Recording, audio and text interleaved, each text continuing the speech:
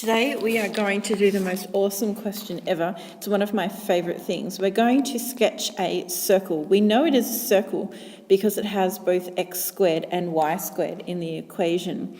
So what I need to do is somehow get this monstrosity into the form x minus h squared plus y minus k squared equals r squared. So in other words, this x minus h squared business looks like it could be the result of a perfect square. So remember that a perfect square is a minus b squared equals a squared minus 2ab plus b squared. And I have something that looks like it might be half of a perfect square up here. And similarly, the y squared expression can also be simplified down to a perfect square. So that's what I'm going to do. But with the x squared plus 4x, that's an incomplete perfect square. So what I'm going to do is one of my other favourite things is completing the square. Now that perfect square that I just gave you was the negative form, and that would be if you had a squared minus 2ab plus b squared. So don't forget the positive form is a plus b squared equals a squared plus 2ab plus b squared. And that's what I believe we have here. So this question, this incomplete x squared plus 4x business can just be left at the moment, and we'll deal with it in a minute, because I think I recognise that I can write y squared plus 8y plus 16 as a perfect square. So if I divide the 8 by 2, I get 4, and that's going to mean that I can put the y plus 4 in brackets and square it, and that will be the same as this expression here, y plus 4 all squared, is actually the same as y squared plus 8y plus 16. And that is because if we expand it out, we get y squared plus 2 times 4 times y, which is 8y, plus 4 squared, which is 16. So we get all of that equal to 0. That is starting to look so much more like a circle now. The only thing is I now need to turn this x squared plus 4x into a perfect square. And to do that, I'm going to have to complete the square. So to do that, I halve the second term and square it. So 4 over 2 is 2. 2 squared is 4. So I'm going to actually write it as x squared plus 4x.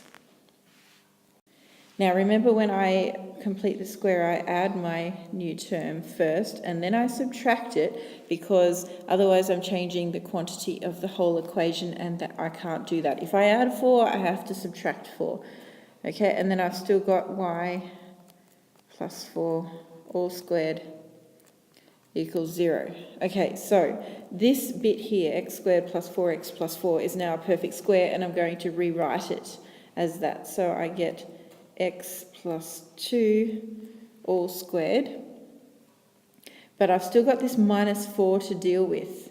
So I'm going to plus the y plus 4 squared first of all, equals, now if I add 4 to both sides of this equation, I'm going to get rid of this minus 4 on the left hand side and have positive 4 on the right hand side.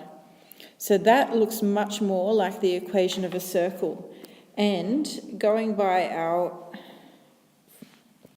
form of the equation of a circle, it is a circle where the centre is at minus 2 minus 4 and the radius equals 2. So then you can use that information to graph it. Let's go ahead and graph it. Why not? Oh, I always like a nice crooked line. Okay, never mind. So our centre is at minus 2 minus 4. So let's say minus 1 minus 2, minus 1, 2, 3, 4. That's going to be our centre.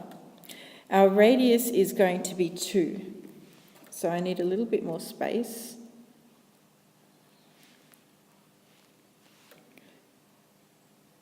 Minus 5, minus 6. All right, so my important points of the circle, if I start at the centre and I go up 2, right 2, down 2 and left 2, I will be able to draw a nice line connecting those points. So if I go up from -4 to -2 and put a dot, across from -2 to nothing and put a dot, down 2 points and put a dot, and then we need to add all the way over to -4 and put a dot. So our circle, that's a good circle. And in an ideal world, you would also label those points. So that's going to be 0, -4, -2, -6,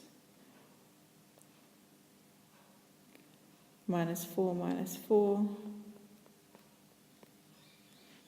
and -2, -2.